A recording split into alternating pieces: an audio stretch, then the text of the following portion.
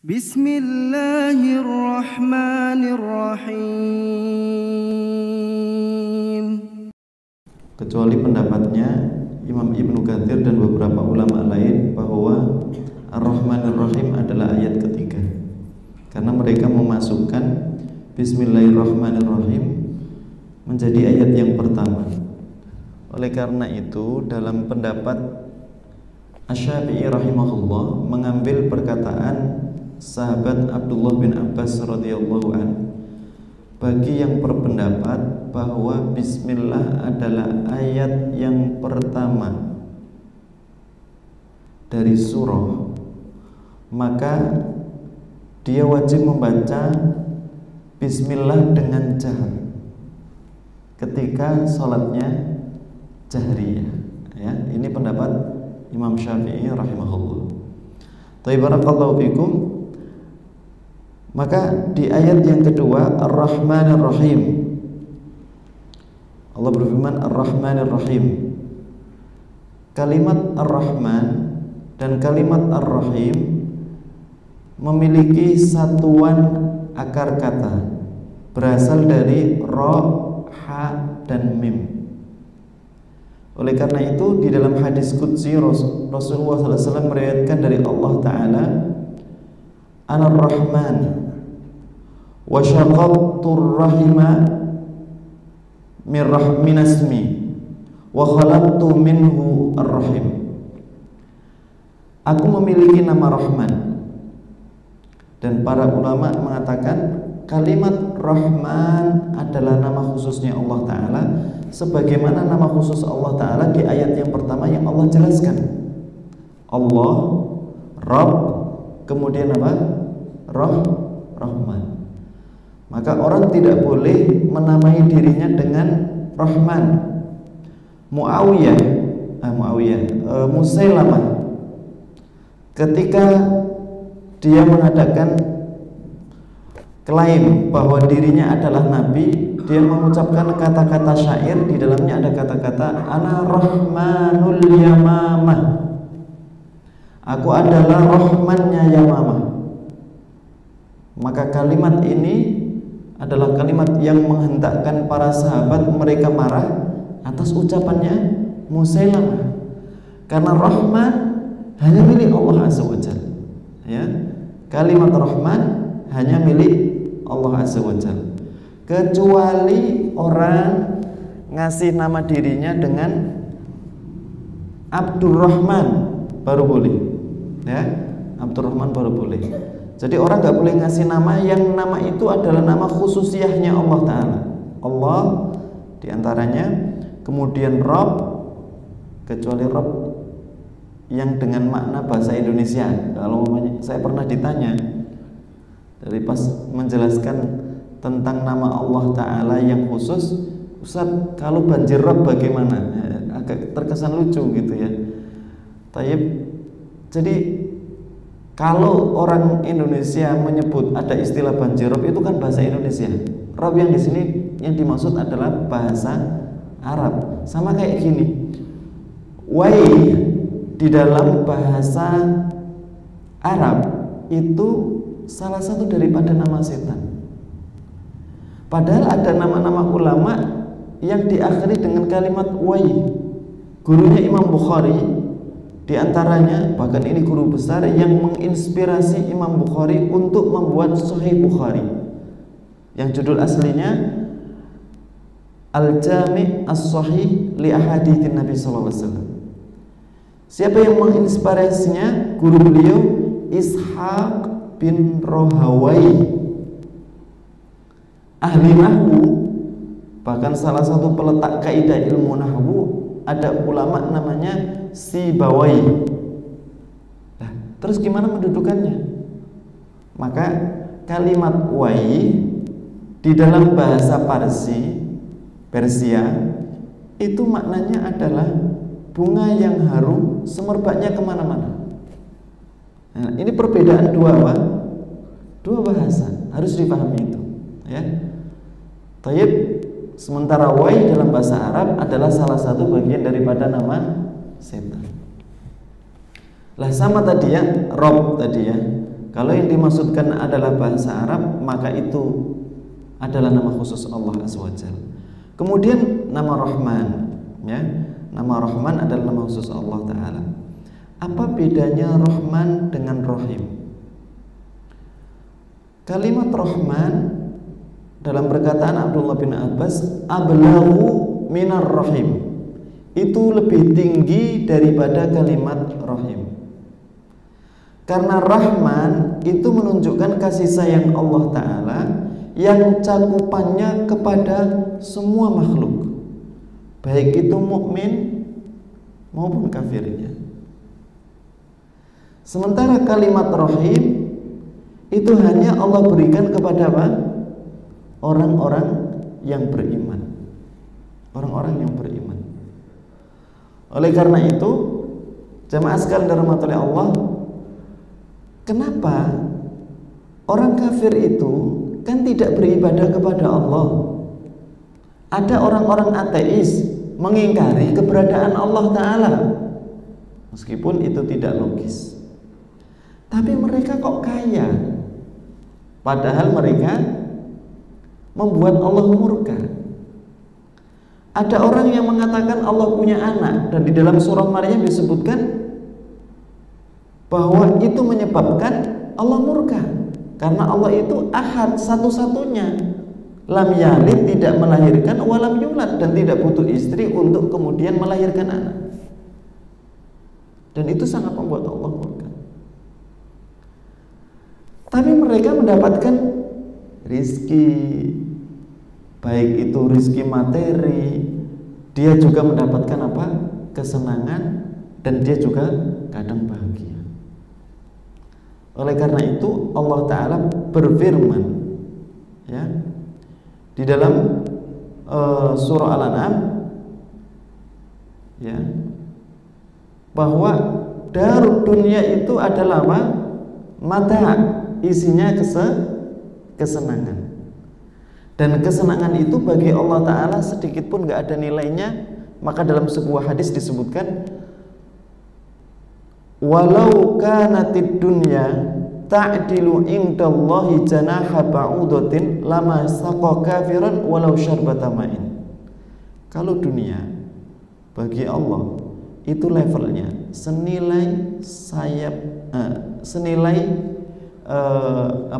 kalau seandainya dunia bagi Allah levelnya itu tinggi, bernilai sekali, pasti orang kafir nggak akan dikasih minum oleh Allah Ta'ala.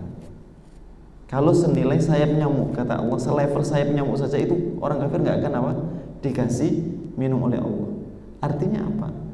Artinya biasanya orang kalau sudah tidak suka barangnya, karena barangnya sudah nggak berharga lagi, dia tidak akan mau menjualnya, maka dia akan ngasih. Makanya dalam sebuah hadis disebutkan Nabi berjalan melihat ada seekor kambing cacat. Kambing ini sudah jadi bangkai. Dengan tongkatnya Rasulullah SAW diambil telinganya. Kemudian Rasulullah berkata kepada para sahabat, "May yashtari hadza?" sallallahu alaihi wasallam. Siapa yang mau beli ini? Maka sahabat menjawab dengan jawaban yang sama. Wahai Rasul, jangankan suruh beli, kita dikasih saja tidak mau. Maka Rasul bersabda, itulah dunia lebih rendah daripada apa? Telinga kambing cacat yang sudah jadi bangkai ini. Barakallahu fikum. Oleh karena itu, jadikan dalam doanya Ali bin Abi Thalib radhiyallahu anhu apa? Ya Allah, jadikan dunia itu di tanganku. Jangan engkau buat dunia itu singgah lama di hatiku. Ya, nah, inilah para sahabat. Banyak para sahabat kaya, tapi ketika mereka menjadikan dunianya itu bukan sebagai tujuan hidupnya, maka hidayah itu akan membuat apa? Mengatur dunianya dengan baik. Makanya Utsman bin Affan, beliau pernah hasil dagangnya pulang dengan 100 ekor unta, ya, dari Syam menuju Madinah. 100 ekor unta plus muatannya, ibarat mobil box itu ada berapa Pak? 100. Maka para pemilik modal datang kepada Utsman bin Affan. Wahai Utsman, aku tawar seluruh bahan pokok yang dibawa oleh unta-unta kamu dengan 10 kali lipat dari harga belinya. Kata Utsman, tidak. Sudah ada yang membelinya. Mereka mengatakan, ya, setahu kami pemilik modal yang paling tinggi itu kami. Kata Utsman, ada yang lebih kaya dan dia menawar lebih tinggi. Kata mereka, kalau seandainya ditawar lebih dari 10 kali lipat, kami yakin dia akan rugi. Kata Utsman bin Affan radhiyallahu anhu arda, tidak. Justru dia adalah zat yang tidak pernah rugi. Maksudnya apa? Sudah dijual kepada Allah Ta'ala. Bagaimana cara menjualnya? Maka setelah itu Utsman bin Affan membagikan muatan bahan pokok tersebut kepada orang-orang miskin dan fuqara di sekitar Masjid Nabawi. Barakallahu fikum. Ini kalau orang paham, ya. Barakallahu fikum. Maka tadi ya, Allah Ta'ala dengan rahmannya masih memberikan orang yang tidak beribadah kepadanya, orang yang kafir kepadanya, orang yang berbuat syirik kepadanya, dikasih nikmat oleh Allah Ta'ala. Karena apa? Karena Allah memiliki sifat di dalam namanya Ar-Rahman, ya. Tetapi dalam kalimat Ar-Rahim, nama Allah Ta'ala, dan khusus untuk Rahim, boleh orang dengan nama berdiri sendiri, boleh nama apa? Rahim. Dalilnya apa? Di dalam surah At-Taubah, Rasul Shallallahu Alaihi Wasallam disifati oleh Allah Ta'ala dengan sifat Rahim. Disifati oleh Allah dengan sifat Rahim. Dalam firman Allah, A'udzubillahi minasyaitonirrajim, laqad ja'akum rasulun min anfusikum azizun 'alaihi ma 'anittum harisun 'alaikum bil mu'minina raufur rahim. Rasul disifati oleh Allah dengan sifat rauf, santun, rahim, sangat kasih sayang. Padahal Rasul makhluk, cuma diistimewakan oleh Allah.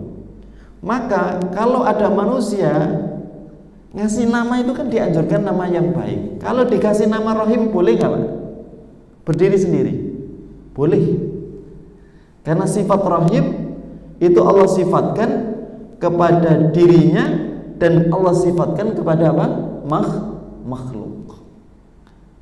Ya, pakai Abdur Rahim atau pakai Rahim saja itu diperbolehkan. Barakallahu fikum.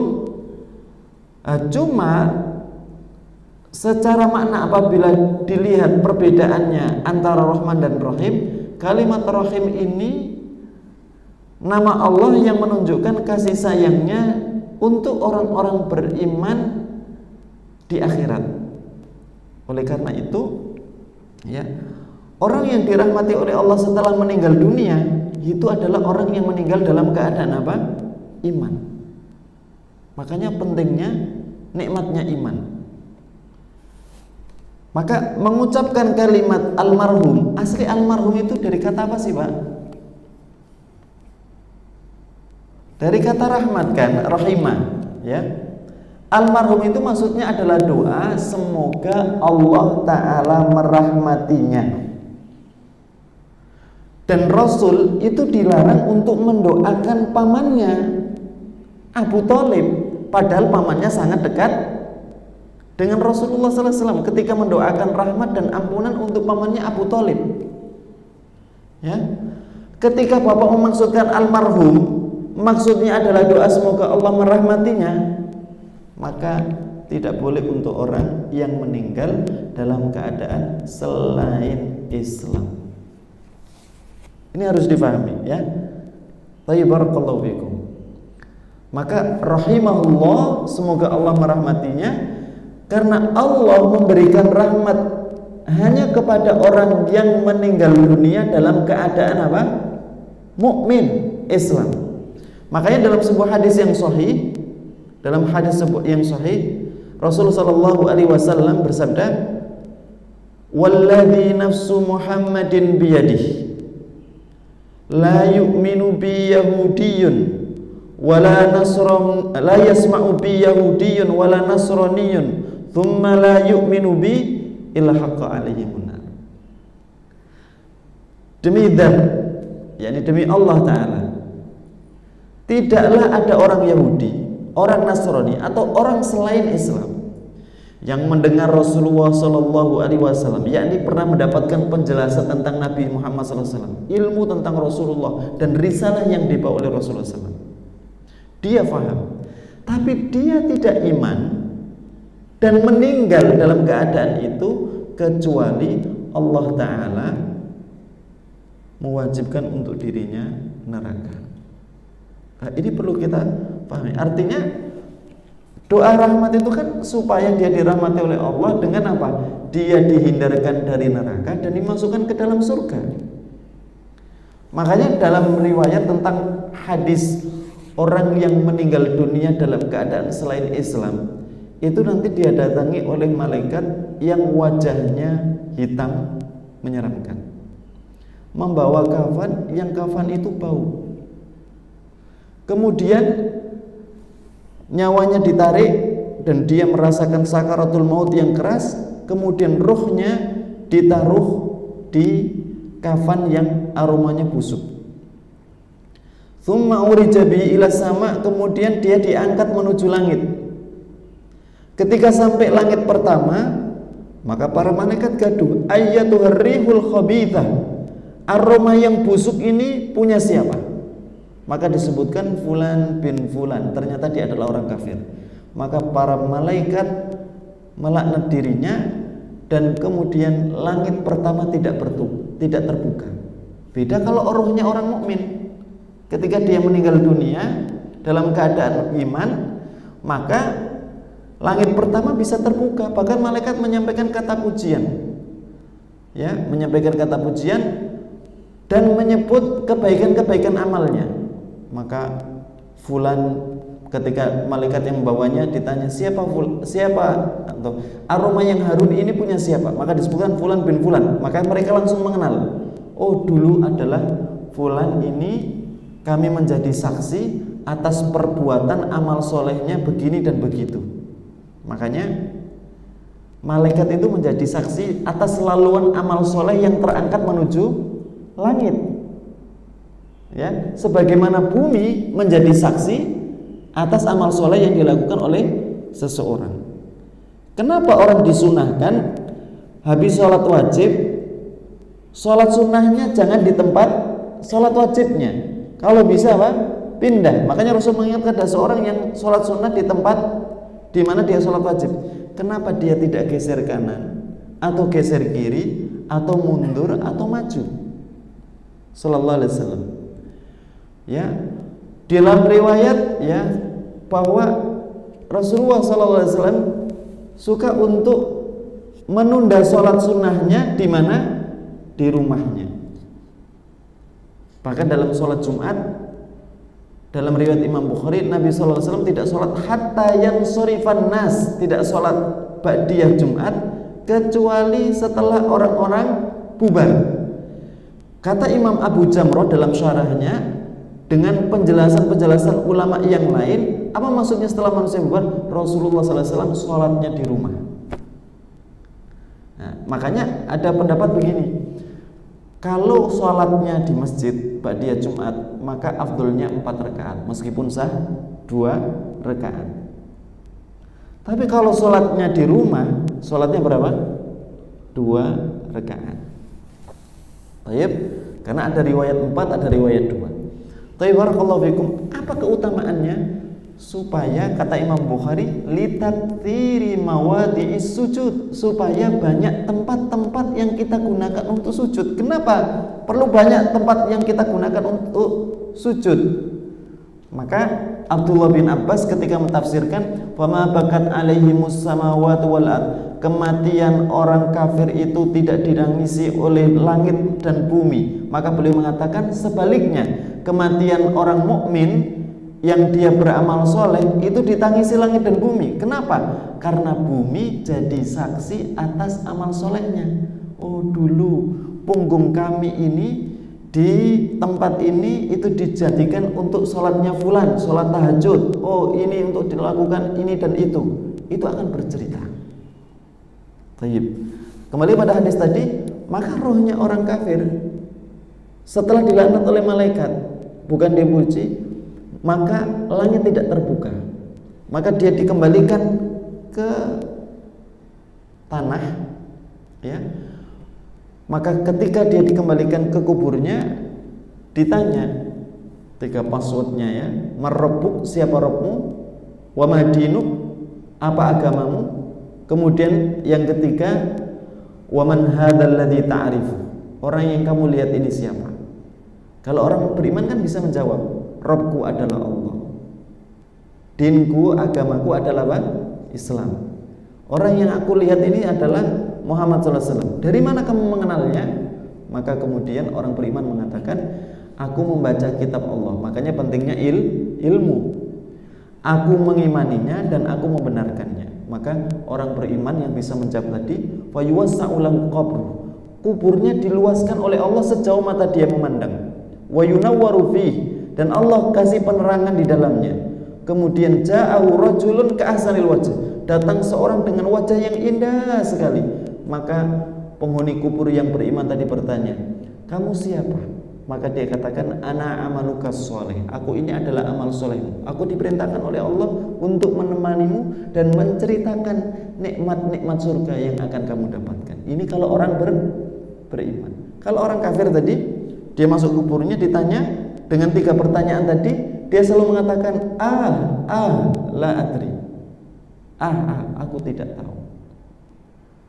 Nah, jawaban kedua la adri, selalu menjawab itu.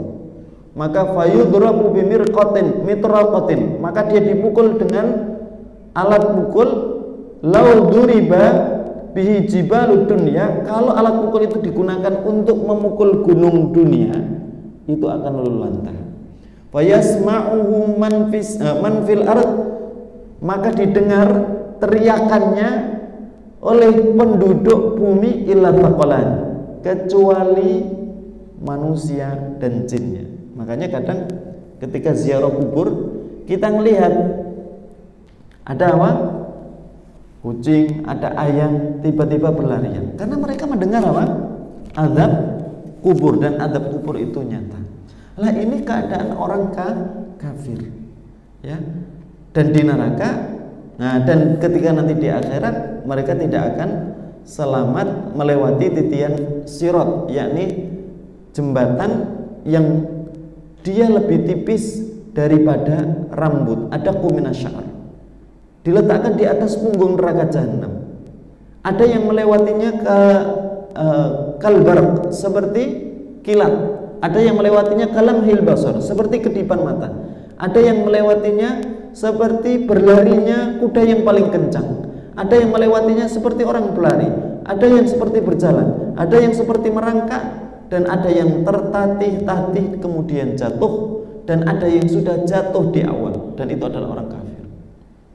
Barakallahu fikum, jamaah sekalian yang dirahmati oleh Allah. Maka rahmat Allah tidak diberikan kepada orang kafir. Makanya Nabi Ibrahim menangis. Dalam sebuah riwayat dijelaskan di dalam kitab Qasasul Anbiya, ketika melihat ayahnya itu dia menempel, bergantung, ingin naik, mengeluarkan dirinya dari api neraka, tapi dia tidak bisa memanggil Nabi Ibrahim alaihissalam. Maka kemudian kata Ibrahim, wahai ayah, bukankah dulu di dunia sudah aku tunjukkan kepadamu tentang iman kepada Allah Azza wa Jalla? Maka kemudian dia meminta keselamatan dari Ibrahim, sampai Nabi Ibrahim mengatakan, ya Rabb, kesedihan apa yang melebihi dari seorang anak melihat ayahnya ada di neraka? Ketika meminta syafaat, maka ditutup oleh Allah. Kata Allah Ta'ala di dalam hadis tersebut yang ada dalam kitab Qasasul Anbiya karya Imam Ibnu Katsir, wahai Ibrahim, sesungguhnya aku telah tutup rahmatku untuk orang-orang kafir. Maka kemudian datanglah binatang seperti harimau mencengkram ayahnya dan kemudian masuk ke dalam neraka. Oleh karena itu pentingnya seseorang untuk mempertahankan keimanan. Dalam hadis, di dalam firman Allah, makanya sering khatib wajib untuk menasihatkan takwa. Di antara bagian nasihat itu membaca firman Allah ketika orang berkhutbah apa? Ya ayyuhalladzina amanu taqullaha haqqa tuqatih wa la tamutunna illa wa antum muslimun. Wahai orang-orang yang beriman, bertakwalah kalian kepada Allah dengan sebenar-benar takwa dan jangan sekali-kali meninggal dunia kecuali dalam keadaan Islam. Karena selama orang meninggal dalam keadaan Islam, dia ada jaminan mendapatkan rahmat Allah. Kalau Allah berkehendak, kalau dia meninggal dunia punya dosa dan dia belum beristighfar dan bertobat darinya, kalau Allah berkehendak, Allah hapus dosa-dosanya. Dalam riwayat Abdullah bin Umar, ada seorang yang dalam hisabnya dia diperlihatkan oleh Allah dosa-dosanya yang dia belum memohon ampun darinya. Maka dia katakan, halaktu, aduhai, celaka aku ya Allah. Maka kemudian Allah berfirman kepadanya, qad satartu alaika dzambak, aku sudah menutupi dosa-dosamu. Artinya Allah tidak perlihatkan kepada orang lain, cuma Allah perlihatkan kepada dirinya. Kemudian waqad ghafartuha minka, dan aku sudah mengampuni dosa-dosamu itu. Nah, ini menunjukkan apa? Rahmat Allah Ta'ala. Makanya banyaklah berharap rahmat Allah Ta'ala. Rasul ketika berjalan kemudian melihat ada seorang anak muda yang sakit keras, dijenguk sama Rasul. Maka ibunya itu mengatakan, wahai Rasul, apa yang Anda harapkan dari anak muda yang hidupnya hanya dihabiskan untuk berbuat kemungkaran, maksiat kepada Allah Ta'ala? Rasul yang paham betul bahwa rahmat Allah itu sangat luas sekali. Selama dia masih memiliki hidup, ada peluang untuk mendapatkan rahmat Allah Ta'ala. Maka dalam hadis disebutkan, lau ya'lamul kafiru, kalau seandainya orang kafir itu tahu, ma indallahi min rahmah, apa yang dimiliki oleh Allah berupa rahmatnya, kasih sayang, ma qanata ahadun bijannati, tidak ada seorang pun yang putus asa untuk mendapatkan surganya Allah Ta'ala. Maka Rasul SAW bertanya kepada anak muda tersebut, ma tajiduk, apa yang kamu rasakan? Pemuda tadi mengatakan, wahai Rasul, aku merasakan dua hal. Yang pertama, rasa takut. Seandainya dosa-dosaku ini belum diampuni oleh Allah sehingga aku takut dimasukkan ke dalam nerakanya. Perasaan kedua, aku masih punya harapan, berharap semoga Allah Ta'ala ngasih kesempatan aku untuk mengampuni dosa-dosaku. Maka dia kemudian memohon ampun kepada Allah. Setelah itu dia meninggal dunia. Maka Rasulullah SAW menyebutkan, tidaklah orang ketika dalam sakit kerasnya, di dalam hatinya berkumpul dua perasaan tadi, kecuali Allah amankan dari apa yang dia takutkan dan Allah berikan apa yang dia harapkan. Pemuda tadi ada di surganya Allah Ta'ala. Oleh karena itu di dalam urusan rahmat Allah, jangan pernah putus asa. Jangan pernah putus asa. Baik rahmat Allah itu berkaitan dengan urusan dunia maupun urusan akhirat. Karena Allah berfirman, innahu la yai'asu min rauhillahi illal qaumul kafirun. Sifat keputusasaan dari rahmat Allah itu adalah sifatnya orang kafir. Orang mukmin itu mengenal Allah. Ketika berharap akan kasih sayang Allah Ta'ala, jangan pernah putus asa. Allah contohkan di dalam surah Maryam. Kaf ha ya ain sad, dzikru rahmati rabbika 'abdahu Zakaria idnada rabbahu nidaan khafiyya. Uniknya, dzikru rahmati rabbika 'abdahu Zakaria, Allah bercerita tentang rahmatnya kepada hambanya Zakaria. Nah, kalimat rahmat di dalam surah Maryam dalam ayat tersebut itu tulisannya taknya, kalau Bapak lihat dalam rata-rata mushaf itu taknya Silakan dibuka. Taknya itu ditutup atau dibuka? Rahmat itu biasanya kalimat rahmat, ro, ha, mim, ta. Biasanya taknya menggunakan tak marbutoh, tak yang ditutup, yang bulat ditutup. Tetapi di dalam surah Maryam tersebut, di ayat dzikru rahmati rabbika abdahu Zakaria, taknya itu ditulis dengan terbuka, karena itu adalah penulisan rosem yang sudah terwariskan dari sejak zamannya Utsman bin Affan sampai berikutnya, dan itu ada korelasinya dengan makna. Kenapa?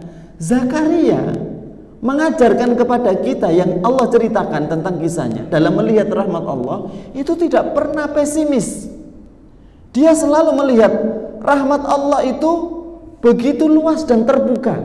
Zakaria ini padahal apa? Di situ disebutkan Rabbi inni wahanal admu, ya Allah, tulangku itu sudah pada reot. Menunjukkan apa? Sudah loyo. Ya.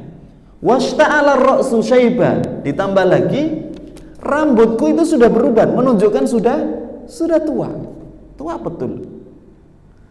Walam akum bidu'aika rabbi syaqiyya, dan aku tidak pernah putus asa untuk senantiasa mengadu berdoa kepadamu.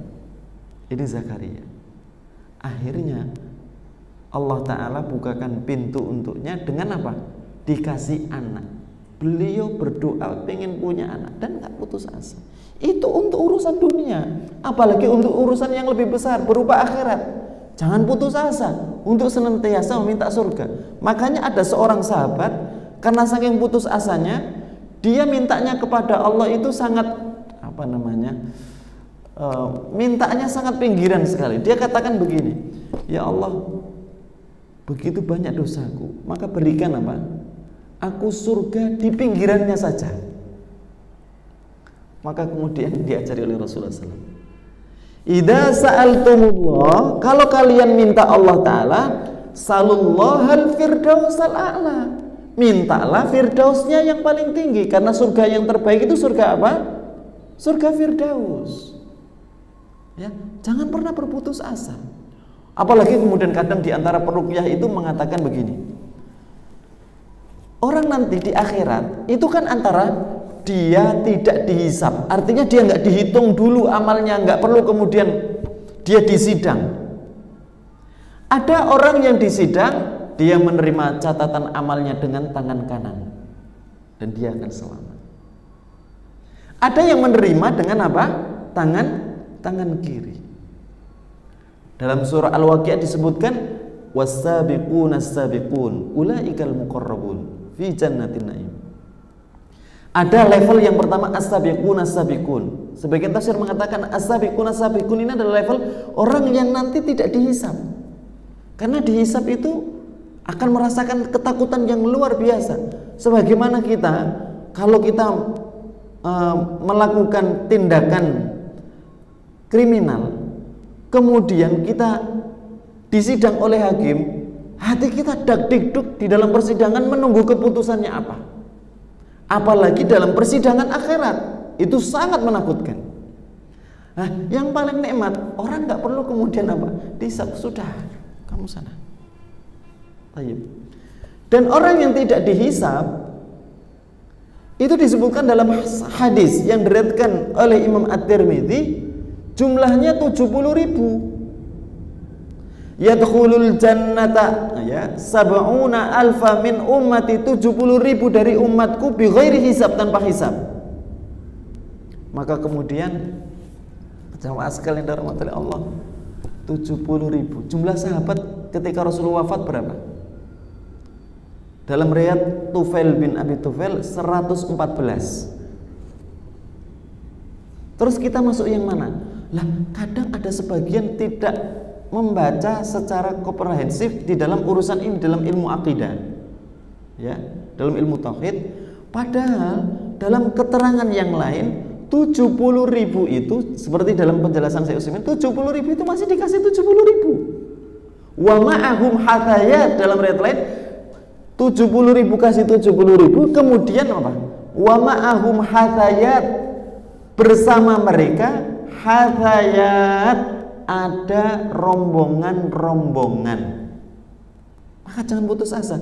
Oleh karena itu ketika Rasul bersabda tentang 70.000 umat yang masuk surga tanpa hisab, maka ada seorang sahabat namanya Ukasyah bin Mihsan mengatakan kepada Rasulullah, "Ud'ullaha li an akuna minhum." Wahai Rasul, doakan agar aku termasuk dari 70.000 itu. Maka kemudian Rasulullah SAW mengatakan, kamu termasuk 70.000. Kemudian ada sahabat yang lain minta, doakan aku termasuk 70.000 itu. Maka Rasulullah SAW bersabda kepadanya, sabakoka Ukasyah, kamu sudah didahului oleh Ukasyah bin Mihsan. Dan Rasul SAW membuatnya misteri rahasia ini untuk memotivasi kita agar kita tidak putus asa dari rahmat Allah, bahwa rahmat Allah itu luas, termasuk meminta rahmat apa? Masuk surga tanpa hisab. Sifat mereka itu apa? Mereka itu adalah orang-orang yang tidak la yastarqun, tidak minta ruqyah. Minta ruqyah boleh nggak Pak? Boleh. Cuma tidak melupakan afdoliyatul amal. Ini bukan amal yang utama. Ya. Makanya apa? Kalau ada orang yang butuh diruqyah, orang yang punya manfaat ruqyah, meruqyah dirinya tanpa diminta, itu lebih utama. Ya, meskipun boleh minta ruqyah, ya, meminta ruqyah halal. Ya. Tetapi dia ditakutkan tidak masuk apa? 70.000 dari orang yang masuk surga tanpa hisab. Yang 70.000 itu masih dikasih peluang, kasih kali 70.000 dan kemudian bersamanya rombongan. Mereka adalah orang yang tidak tatayur. Tatayur itu apa Pak? Orang Arab dulu kalau mau safar, melihat burung berlawanan arah, mereka nggak jadi safar. Karena mereka meyakini ini pertanda celaka. Ya. Oh, jangan nikahi perempuan itu. 5 orang yang menikahi dirinya mati semuanya. Loh, matinya orang itu bukan karena menikahi perempuan tersebut. Ya, matinya itu sudah ada dalam ketentuan Allah. Jangan beli rumah tersebut. Karena Pak, rumah tersebut sudah dihuni oleh 5 orang, semua kehidupannya itu Pak rugi. Oh, rugi dan untungnya seseorang bukan ditandai karena rumah, tapi apa? Karena itu sudah menjadi bagian dari catatan Allah Ta'ala. Ini bagian daripada apa? Tatayur, tidak tatayur. Wala yaktabun, dan tidak melakukan pengobatan kai. Apa itu pengobatan kai? Dulu di antara cara pengobatan, menghentikan darah itu dengan besi dipanaskan kemudian ditempelkan ke luka. Dan pada waktu peperangan di zaman Rasul, sebagian masih ada yang menggunakan ini sampai kemudian dihapus oleh Rasul Shallallahu Alaihi Wasallam melarang untuk melakukan pengobatan kai karena ini menyakitkan. Makanya sebagian ulama kontemporer mendiskusikan apakah pengobatan dengan sinar laser yang panas itu termasuk pengobatan kai ataukah tidak. Ya, ini jadi perdebatan ulama seputar ini. Barakallahu fikum. Tetapi kita jangan pernah berputus asa. Paling tidak kita pahami rahmat Allah itu luas, dan Allah pernah berfirman, sabaqat rahmati ghadabi. Rahmat Allah itu lebih dahulu dan lebih dominan daripada apa? Murkanya Allah Ta'ala. Makanya ada dalam riwayat Imam Mujahid, pernah beliau mengatakan ada seorang yang berada di dalam penghisapan, kemudian dia mendapatkan haddoh, mendapatkan ketentuannya ada di neraka. Kemudian orang ini berkata kepada Allah, ya Rabb, ma dhanantu hadza, aku tidak pernah berprasangka kepadamu seperti ini nanti. Kemudian Allah bertanya kepadanya, apa yang kamu sangkakan kepadaku? Maka orang yang mengatakan, dulu aku selalu berprasangka bahwa engkau akan mengampuni dosa-dosaku, engkau akan memberikan rahmatku kepadaku. Maka kemudian Allah berfirman, berikan hamba tersebut sebagaimana apa yang dia persangkakan. Ini salah satu keutamaan berprasangka baik kepada Allah Azza wa Jalla. Tapi prasangka itu diimbangi dengan apa? Rasa takut kepada Allah Azza wa Jalla. Ar-Rahman Ar-Rahim.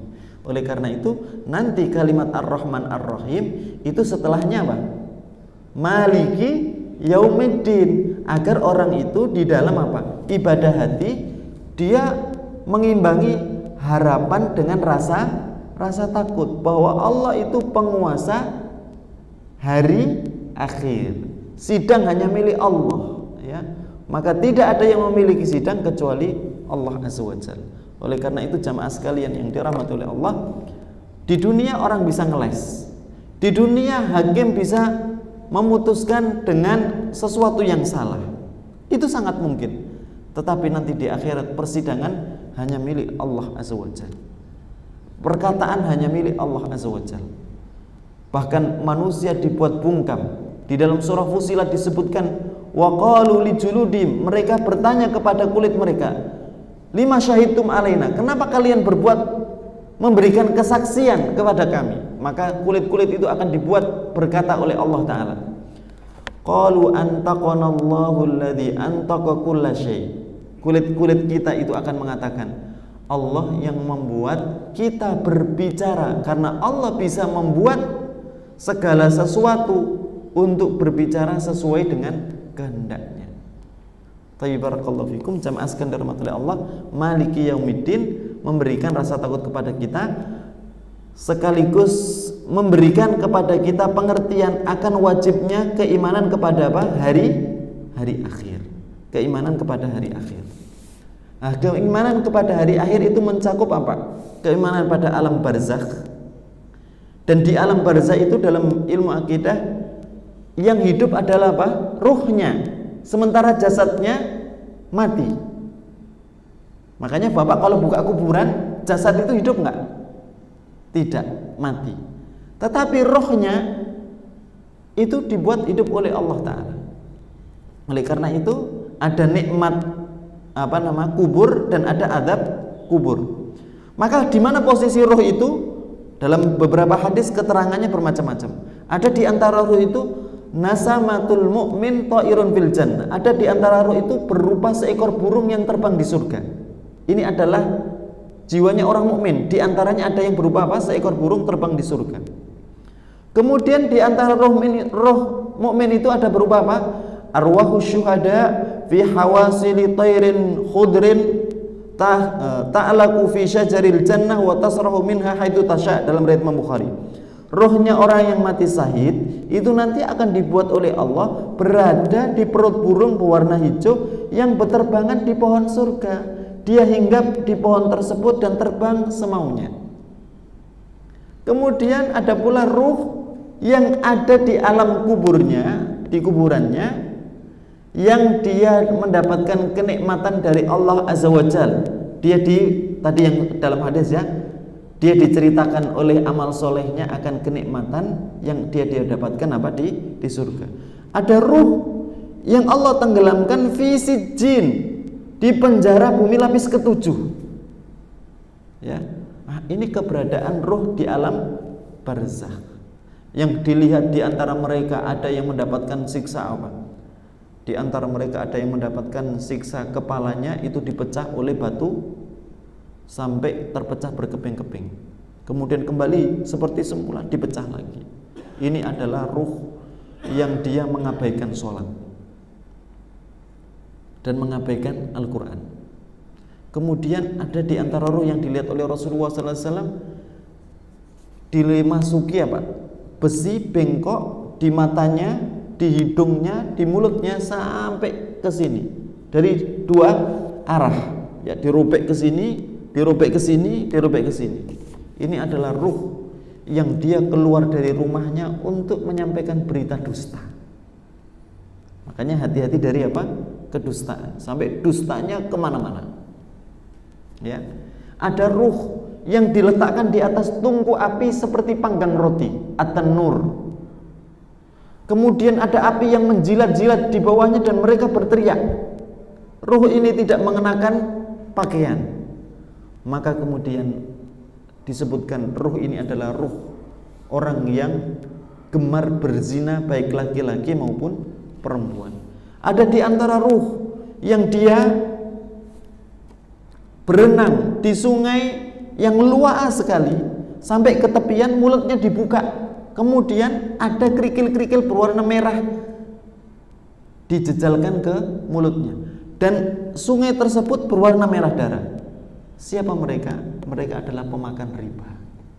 Ya, Taib disebutkan dalam riwayat seperti itu. Ala kulli hal, ini salah satu bagian daripada keimanan kepada hari akhir. Kemudian mencakup keimanan kepada perjalanan di padang mahsyar, dibangkitkan manusia. Dalam hadis, setiap manusia kalau jasadnya itu hancur, Allah sisakan apa? Dalam riwayat Imam At-Tirmidzi, ajbudanab. Apa itu ajbudanab? Jadi tulang ekor manusia itu memiliki 300 partikel. Paling kecil namanya ajbudanab. Itu nanti yang Allah sisakan. Dan ajbudanab ini nanti akan kemudian Allah siram dengan air hujan antara dua tiupan sangkakala. Kemudian dia tumbuh sebagaimana apa? Biji timun kalau jatuh ke lubang terkena siraman air hujan, dia tumbuh. Maka manusia yang disisakan berupa partikel paling kecil ajbudanab dari tulang ekornya tadi, itu ketika Allah siramkan air hujan antara dua tiupan sangkakala, dia menjadi tumbuh menjadi manusia utuh sampai ditiupkan sangkakala yang kedua, maka mereka akan bangkit dan kemudian berjalan di padang mahsyar. Nanti insya Allah akan saya sampaikan tentang keimanan kepada hari akhir, menjelaskan tentang maliki yaumiddin. Ini yang dapat saya sampaikan, semoga bermanfaat. Jazakumullah khairan. Sallallahu alaihi wasallam ala nabiyina Muhammadin wa alihi wasallam. Assalamualaikum warahmatullahi wabarakatuh. Kalau mau tanya silakan, kalau ada yang mau keluar silahkan, karena majelis sudah saya tutup dengan salam. Silakan, Pak.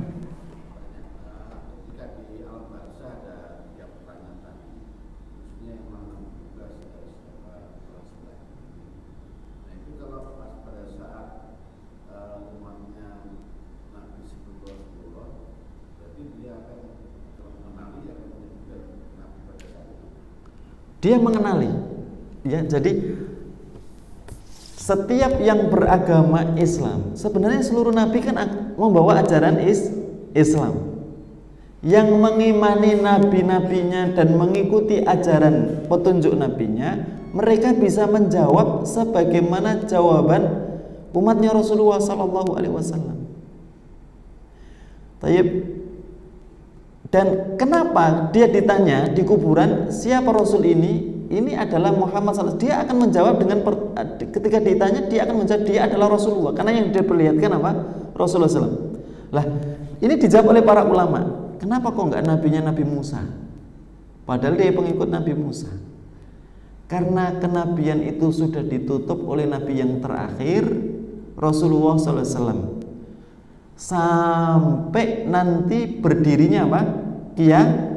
Kiamat. Kan belum apa, Pak? Belum ada kiamat di alam barzakh itu kan? Belum ada kiamat. Maka yang tetap menjadi nabi sampai akhir zaman itu siapa? Nabi Muhammad sallallahu alaihi wasallam, ya. Lah, cuma begini, mereka itu kan mati sebelum Rasulullah sallallahu alaihi wasallam, ya. Tetapi dalam kitab-kitab para anbiya sebelum Rasulullah sallallahu alaihi wasallam itu ada penjelasan tentang Muhammad sallallahu alaihi wasallam. Makanya tadi jawabannya, dari mana kamu tahu? Aku membaca kitab Allah, aku mengimaninya dan aku membenarkannya. Paham Pak ya? Di sisi lain kematian mereka kan kematiannya sebelum apa? Sebelum Rasul. Karena kalau mereka mati setelah Rasulullah SAW dianggap tidak beriman. Paham ya? Tayyib. Silakan. Waalaikumsalam warahmatullahi wabarakatuh.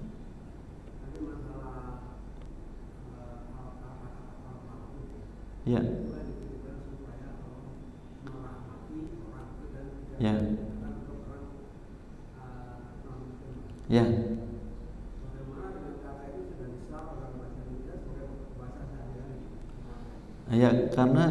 difahami sekedar lafaz, tidak difahami makna. Iya, nggak masalah. Kalau orang Indonesia kan cuma memahami. Jadi kata-kata itu akhirnya kemudian menjadi tradisi orang Indonesia untuk mengisyaratkan bahwa orang itu telah meninggal dunia.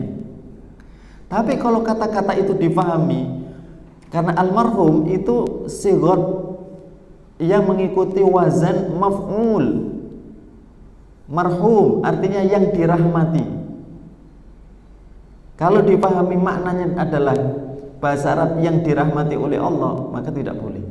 Tapi kalau almarhum itu hanya untuk kata-kata yang menunjukkan dia sudah meninggal dunia, ya sudah, nggak apa-apa. Tapi kalau diyakini kalimat almarhum bahwa dia dirahmati oleh Allah Ta'ala, tidak boleh hukumnya. Karena tidak boleh mendoakan rahmat untuk orang yang meninggal tidak dalam keadaan muslim. Itu paham ya?